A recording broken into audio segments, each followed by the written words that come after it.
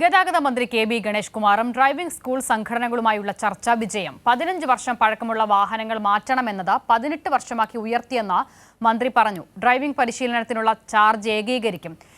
പഴയ പോലെ നടത്തുമെന്നും മന്ത്രി പറഞ്ഞു. ചർച്ചയുടെ അടിസ്ഥാനത്തിൽ ഡ്രൈവിംഗ് സ്കൂൾ സംഘടനകൾ സമരം അവസാനിപ്പിച്ചു. 15 വർഷമാണ് വണ്ടിക്ക് പറഞ്ഞിരുന്നത്.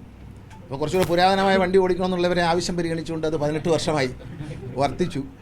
പിന്നെ അതുപോലെ തന്നെ ഈ ഒരു പ്രപ്പോസൽ ഞാൻ മുന്നോട്ട് വെച്ചു, അവരത് അംഗീകരിച്ച് വളരെ സന്തോഷത്തോടെ. ഈ ഡ്രൈവിംഗ് സ്കൂളുകൾ പല സ്ഥലത്ത് പല റേറ്റ് വാങ്ങുകയാണ്.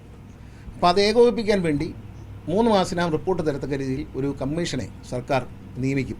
ഇതിനൊരു പഠനം നടത്തി, വിദഗ്ധരെ ഒരു പഠനം നടത്തിയിട്ട് എല്ലാവരുടെയും താരിഫ് പഠിപ്പിക്കുന്ന സ്ത്രീകളിൽ നിന്ന് കൂടുതൽ പണം വാങ്ങുന്നതായിട്ട് ചില ആരോപണങ്ങൾ, സ്ത്രീകളിൽ നിന്ന് കൂടുതൽ പണം വാങ്ങുന്നു, പിന്നെ അങ്ങനെ അതൊക്കെ ഒഴിവാക്കാൻ വേണ്ടിയിട്ട് അതിനൊരു കൃത്യമായ ഫീസ് നിശ്ചയിക്കാൻ എല്ലാ സംഘടനകളും വളരെ സന്തോഷത്തോടെ അവർ സ്വീകരിച്ചിരിക്കുകയാണ്.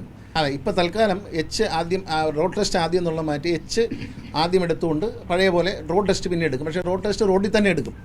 റോഡ് ടെസ്റ്റ് ഗ്രൗണ്ടിൽ എടുക്കാൻ പറ്റത്തില്ല, റോഡിൽ തന്നെ എടുക്കും.